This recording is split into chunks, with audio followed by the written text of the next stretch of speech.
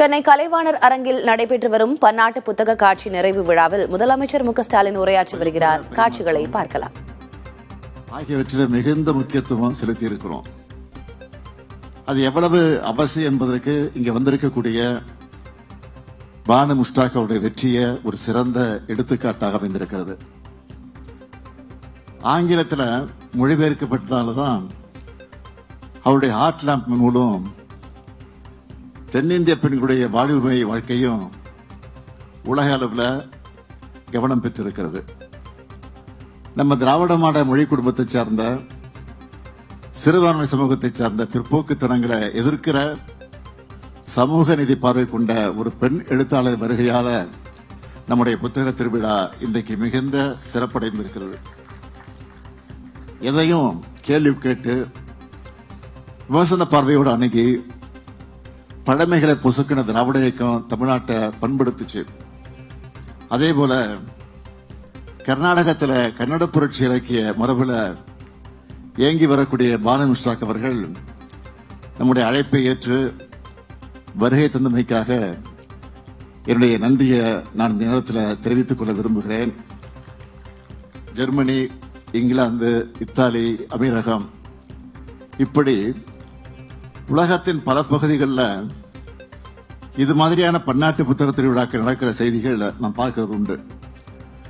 அப்பெல்லாம் இப்படிப்பட்ட முன்னெடுப்புகள் தமிழ்நாட்டிலேயும் நடக்கணும்னு நான் நினைப்பேன். அந்த எண்ணத்தை இப்ப நம்ம திராவிட மாடல் அரசுல நிறைவேற்றிக்கிட்டு இருக்கிறோம். இந்த புத்தக திருவிழாவில் நிறைய அறிவார்ந்த இக்காலத்துக்கு அவசியமான உரையாடல்களும் ஏற்பாடு செய்யப்பட்டது பார்த்து நான் பெருமைப்பட்டேன். அத பொதுமக்கள் கிட்டையும் பகிர்ந்துகிட்டு அவங்கள இந்த புத்தக திருவிழாவை நோக்கி அழைச்சுக்கிட்டு வரணும்னு தான் ஏஐ, அலாவுதீன் அற்புத விளக்கா, ட்ரோஜன் குதிரையா, புத்தகங்களின் எதிர்காலம் குறித்த பிரெஞ்சு பார்வை, ஒடுக்கப்பட்ட மக்களின் இயக்கம், மொழிபெயர்ப்பாளர் மொழிபெயர்ப்பு சார்ந்த சவால்கள், ரீல்ஸ் யுகத்தில் இலக்கியம் கவனம் பெறுவதில் இருக்கக்கூடிய சவால்கள், பெண் இலக்கியம் சார் சவால்கள், இப்படி சுவாரஸ்யமான பல பொருட்கள்ல உரையாடல்கள் நடத்துனீங்கன்னு என்னுடைய சமூக வலைத்தள பக்கங்களையும் ஷேர் பண்ணேன். அதுவும் தமிழ்நாட்டை சார்ந்த ஆளுமைகளோட இந்திய வெளிநாட்டு ஆளுமைகள் சேர்ந்து பேசினது ஒரு பரந்து விரிந்த பார்வையை எல்லோருக்கும் வழங்கியிருக்கேன்னு நான் நம்புறேன். நம்ம மண்ணோட சிந்தனைகளும் எழுத்துக்களும் உலகம் முழுக்க பரவணும். உலகின் உயரிய சிந்தனைகள் நம்ம மக்கள்கிட்ட வந்து அடையணும் என்ற கனவு இந்த நிகழ்ச்சியால நினைவாகி இருக்கு. மொத்தத்தில் இப்படி ஒரு அறிவு சங்கமத்தை வெற்றிகரமாக நடத்தியிருக்கக்கூடிய நம்முடைய பள்ளி கல்வித்துறை அமைச்சர் என்னுடைய அருமை தம்பி அன்பில் மகேஷ் அவர்களுக்கும், செயலாளர் சந்திரமோகன் ஐஏஎஸ் அவர்களுக்கும், பொது நூலக இயக்கத்துக்கும், தமிழ்நாடு பாடநூல் மற்றும் கல்வியியல் பணிகள் கழகத்துக்கும், பன்னாட்டு ஒருங்கிணைப்பாளர்களுக்கும் என்னுடைய மனமார்ந்த பாராட்டுக்கள், வாழ்த்துக்கள். அமைச்சர் அன்பில் மகேஷை பத்தி நான் சொல்லணும்னா, பள்ளி கல்வித்துறைங்கிற மிகப்பெரிய பொறுப்பு அவருக்கு ஒப்படைக்கப்பட்டதிலிருந்து அதுக்கு ஏற்ப தன்னை தயார்படுத்திக்கிட்டு உழைச்சிக்கிட்டு இருக்கிறாரு.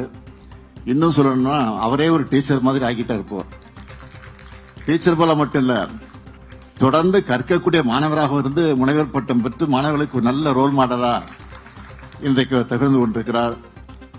இங்க அவர் பேசும்போதே சொன்னாரே, 4 ஆண்டுகள்ல சென்னை பன்னாட்டு புத்தக திருவிழாவை உலக அளவிலான பதிப்புரிமை பரிமாற்ற மையமா உருவெடுத்திருப்பதை நமக்கு கிடைச்சிருக்கக்கூடிய மிகப்பெரிய வெற்றியா நான் பார்க்கிறேன்.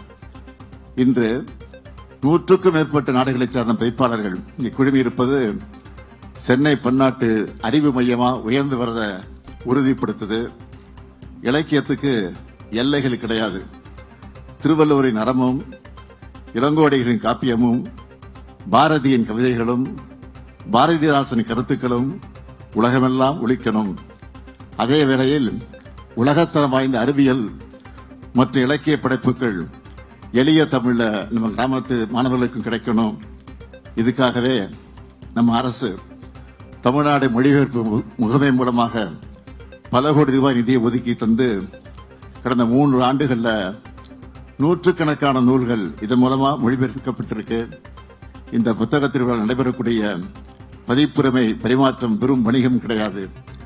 இரு மொழிகளுக்கு இடையே நடக்கிற பண்பாட்டு கைக்குழுக்கள் செம்மொழியான தமிழின் சங்க இலக்கியங்கள் முதல் நவீன இலக்கியங்கள் வர உலக மக்களுக்கு சென்று சேரணும்.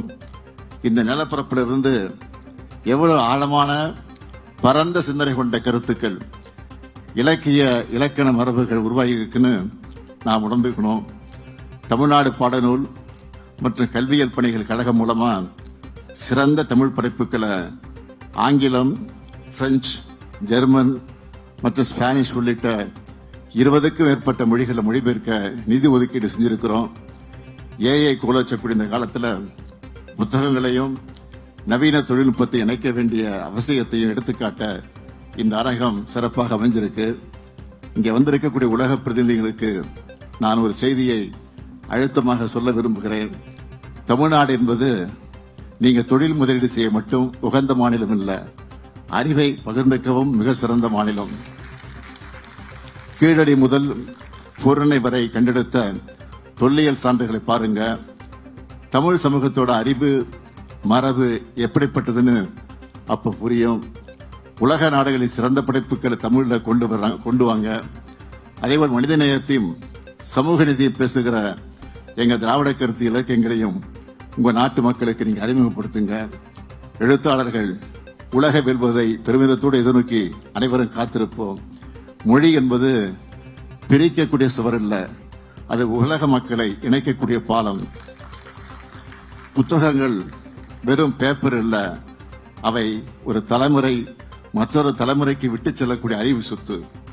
என் அன்புக்குரிய மாணவர்களே, இளைஞர்களே, புத்தகத்தை திறப்பவர் உலகத்தின் ஜன்னலை திறக்கிறார். ஒரு புத்தகத்தை வாசிப்பவர் 1000 மனிதர்களின் வாழ்க்கையை வாழ்கிறார். நீங்கள் வாசிக்கிற ஒவ்வொரு பக்கமும் உங்க தன்னம்பிக்கையை வளர்க்கும் அறிவார்ந்த சமூகத்தை படைப்போம். உலக தமிழுக்கும் தமிழை உலகுக்கும் கொண்டு சேர்ப்போம் என்று சொல்வோம். என்னுடைய உரையை நிறைவு செய்யும் முன்பு சில நாட்களுக்கு முன்பு மனசுக்கு ஒரு நெருடலா ஒரு செய்திய தலைநகர் டெல்லியில் இருந்து வந்தது. உங்களுக்கெல்லாம் தெரிந்திருக்கும். 2025ஆம் ஆண்டுக்கான சாகித்ய அகாடமி விருதுகள் இறுதி செய்யப்பட்டு அறிவிக்கப்பட்ட நிலையில ஒன்றிய அரசினுடைய கலாச்சாரத்துறை தலையீட்டால விருது அறிவிக்கக்கூடிய நிகழ்ச்சி ரத்து செய்யப்பட்டிருக்கு.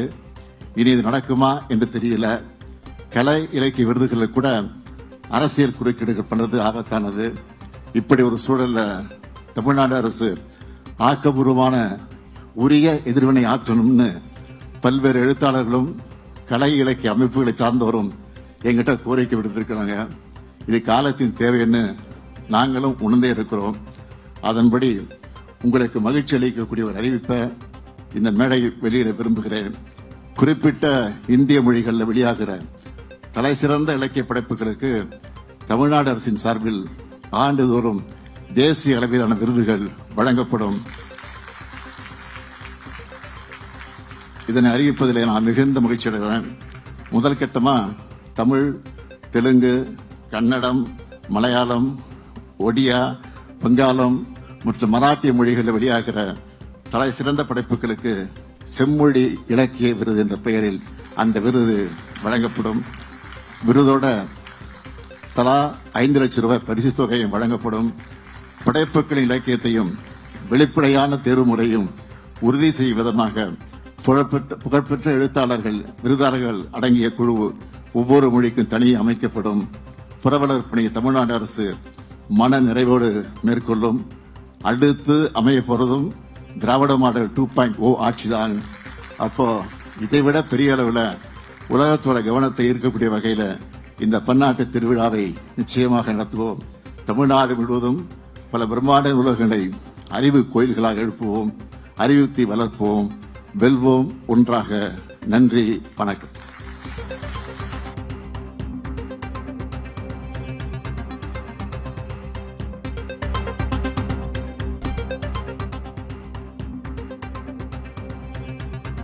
சென்னை கலைவாணர் அரங்கில் நடைபெற்று வரும் பன்னாட்டு புத்தக காட்சி நிறைவு விழாவில் முதலமைச்சர் மு.க. ஸ்டாலின் உரையாற்றி முடித்திருக்கிறார். அறிவு பரிமாற்ற நிகழ்வாக பன்னாட்டு புத்தக காட்சி நடைபெற்று வருவதாக அவர் தெரிவித்தார். வாசிப்பு மூலம் தமிழ்நாட்டின் ஒவ்வொரு வீட்டிலும் அறிவு தீ பரவ வேண்டும் என்றும், தொழில் முதலீடுகளுக்கு மட்டுமல்ல அறிவு முதலீட்டுக்கும் தமிழ்நாடு சிறந்த இடம் என்று அனைவருக்கும் அவர் அழைப்பு விடுத்திருக்கிறார். தலைசிறந்த தமிழ் இலக்கிய படைப்புகளுக்கு தமிழ்நாடு அரசு சார்பாக தேசிய அளவில் விருது வழங்கப்படும் என்ற அறிவிப்பினையும் அவர் வெளியிட்டிருக்கிறார். அடுத்து அமையப்போவதும் திராவிட மாடல் 2.0 அரசுதான் என்றும் அவர் நம்பிக்கை தெரிவித்திருக்கிறார். முதலமைச்சர் பேசியவற்றை நாம் பார்த்தோம்.